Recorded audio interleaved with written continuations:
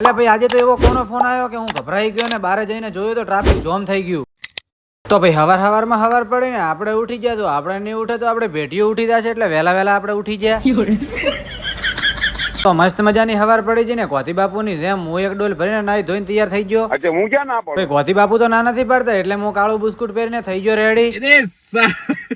એની સાથે આવી ગયો મસ્ત મજાનો જમવાનો. સ્પોન્સર કોણ હતા એ ખબર નહીં પણ જમવાની આવી છે ભાઈ મજા. પણ ભાઈ મારા બાપા કહેતા કે બટી મફત નો મળે અહીંયા પેલા ખાઈ લેવાનું ને તેજસભાઈએ એ વાત ઉપર કહી દીધું આપણને કે ખાઈ જ લેવાનું હોય. તો ભાઈ મેન તેજસભાઈએ જમી લીધું ને ભેગું મફત નું સલમાનભાઈને ખવડાવી દીધું. બીજા દિવસે સવારમાં વહેલા ઉઠીને ફોગ બીજું નાખીને નાઈ ધોઈને તૈયાર થઈને હતી બીજ એટલે જવાનું હતું રામાપીરના દર્શન કરવા માટે.